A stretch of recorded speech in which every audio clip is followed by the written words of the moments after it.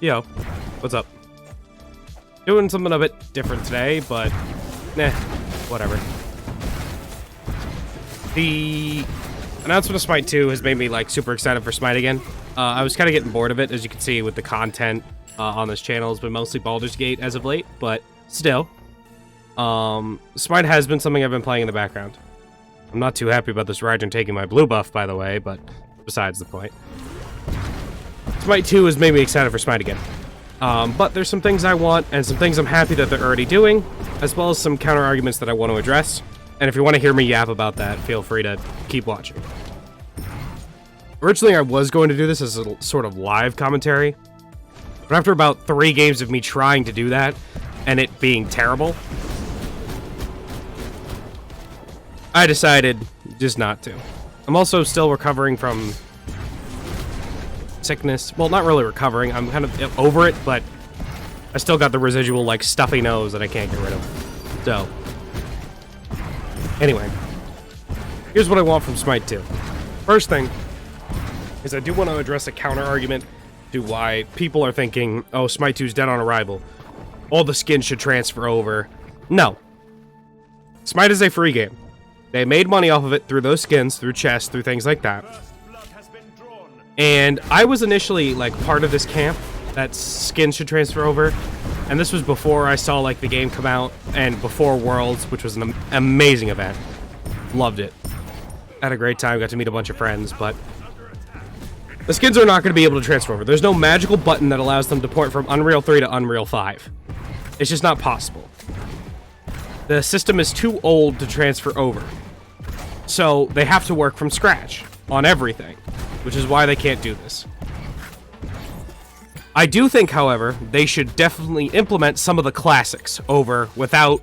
They are doing polls to see which skins are coming over, but they should definitely implement the classics. Like Hebrew, Olympian Honor, those sorts of skins. Those are, like, the classics, you know. Keep them in. And then I'm happy they are doing polls to vote for the favorites, because I think that is a good way to, 1, engage people and for the new game, and 2, get some of the old skins that people want. Another thing that I want with Smite 2 is a release with a bulkier cast than what was shown to us. I understand the alpha is not going to have a bulky cast at all. But I also know that when it's released as a full game, it's not going to have the whole cast. It's going to take a while to get this done. But I would like at least a significant portion of the cast to be in the game, if possible. Because I'd like to be able to play Smite 2 as close to Smite 1 as possible. You know? I'd like to be able to play newer characters like Surtur in Smite 2, and it would probably look amazing. I might fry my PC too, I don't know. That game does look really good, but I digress. I think their main focus should be releasing the characters into the game and balancing it first, and then they can prioritize events, skins, that sort of thing. My next thing is, there needs to be better ways to give feedbacks. I think Olympians is a step in the right direction, but those need to come back, because there was no vote for Season 11, and they were a helpful way. But also, not everybody uses Twitter, and not everybody uses Discord who plays Smite. There should be multiple avenues for them to receive feedback about different things. Granted, I'm not saying every person is a genius, and just because their favorite character, Neith, is bad, oh, I need turbo buffs for Neith. Her backflip should be CC immune. You know, like that shit, obviously. But there should be more means to give feedback, and I don't know if that means more Olympians or something else, entirely. Regardless, I think better means to give feedback would be a very big improvement for the game. This one might be a bit controversial, but I also think a lot of us were thinking it, but in the back of our minds, the higher-ups need to get a fucking grip. Smite has been their moneymaker for a good amount of time now. Focus on it until it's a bigger game. I'm not saying it has to be League of Legends scale. I mean, League of Legends is essentially the Disney World of gaming right now, or at least of MOBAs right now. League of Legends is absolutely gigantic, and there's no reason to try to get to that. But Smite has markets in MOBAs that the other ones don't have. Xbox, PlayStation, Switch. But, yeah. Get a grip, focus on the game. Or hand it over to somebody who will prioritize the game over you putting money in your pockets. I understand that this is the American capitalist mindset, and this is how you do it, you know, but still. You have a community that wants to make the game better. And you, as a higher-up, and your decision-making in the past years, last year we had to force you to have a World Championship event in person. There was a riot on Twitter that forced you to have an event in person. You had excuses with COVID for a couple of years, but you were expected to host an event in person. You know? Make better decisions for the game and the health of the game. Seriously. Or hire somebody that will. You're sitting at the top making the money you can. Trying to grab every little bit. I'm not saying that they don't care about their projects, but it is evident that their decision-making skills aren't the best. I think the controls should go over to the devs, because it's obvious that a lot of the devs do care about the game a lot and want to see it do well. But maybe. I don't know that, because I don't know the inner workings of the company. The next step is, I think every skin shouldn't be part of an exclusive event or in a chest. It's kind of stupid. I understand that it's the money grab for a free-to-play game. Easy money sink.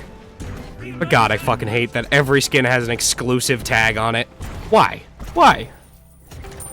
It's like 80% of skins in the game have an exclusive tag on it. Come on. Why does everything gotta be exclusive? It also kind of couples with the point of getting rid of the chest system or rework it. It's a predatory money grab system, and they're very frustrating.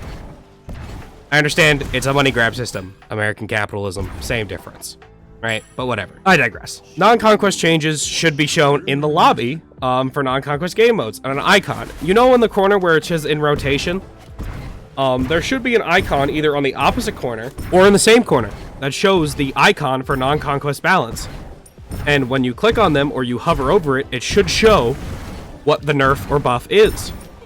For example, if I want to play Zeus in Arena, I don't know. Like, half the time I don't remember that he does 10% less damage for existing. And there's probably like 16 other ones I don't know about, because I didn't know they're OP in Arena or in Joust, game modes I don't play often.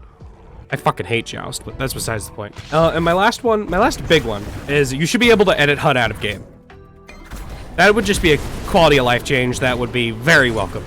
I shouldn't have to load into a jungle practice to see what my HUD would look like in game, when half of the shit that's on my HUD doesn't even show up in jungle practice. Like, if you look at the top right, you see the not the obelisk, the whatever they're called. Pillars, totem, not totem, bastion, no, whatever the fuck they're called. The things that spawn the titans. That doesn't show up in jungle practice. Doesn't show up in any other game mode. How am I supposed to know how that looks, you know?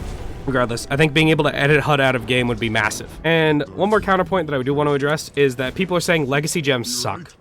Hot take, legacy gems are extremely generous of them, and a smart move. Legacy gems are essentially a 50% off coupon for every single purchase that you are going to make.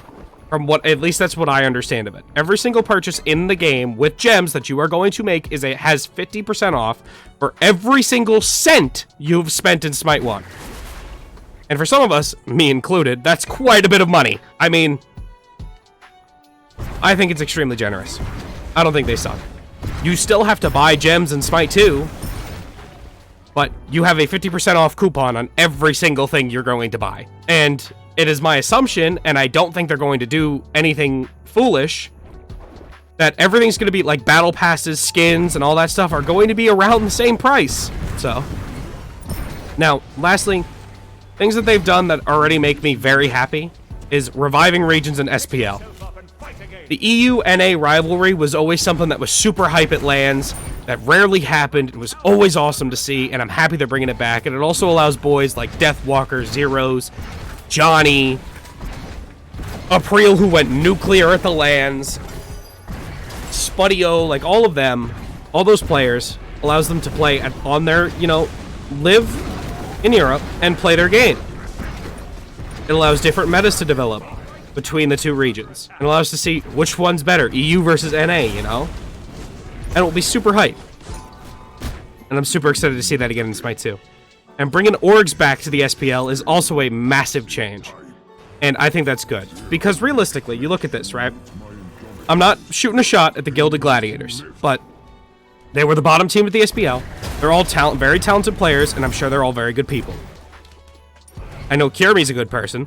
I don't really know the rest of them personally enough. But regardless, Gilded Gladiators, bottom performing SPL team, is getting paid the same as the Six Ferrymen, or the J Dragons, or any other team that is performing significantly better than them for the entire year. It's just, there's very little drive for pros to get better.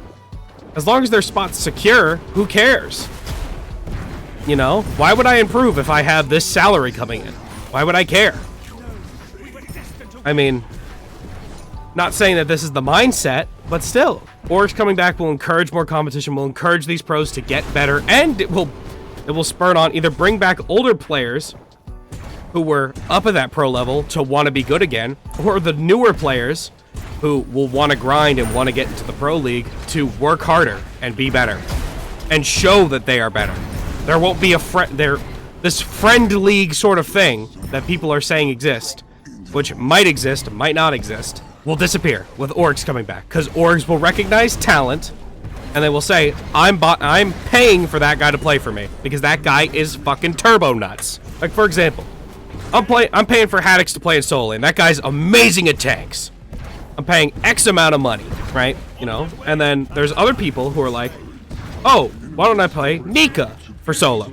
You know, and then there's debates back and forth, and then there's going to be competing salaries. Orcs are gonna have to one up on another to see which one gets which one. Just saying. I think it will be healthy for the comp scene, especially at the pro league level. Anyway, one last thing. I think that keeping Smite 1 up will be good, because being able to go back, I think, will be a nice thing. Being able to play characters that aren't in Smite 2 yet will be nice. And also, bringing the old game down won't move people over to Smite 2 guaranteed. Some people might move over, but some people would be like, okay, I don't give a shit. I'm not playing Smite 2 still, and not play Smite anymore. So keeping Smite 1 up and supporting it, I still think is fine. At least for the time being. Anyway, that's my yapping. Thanks for watching. Appreciate it.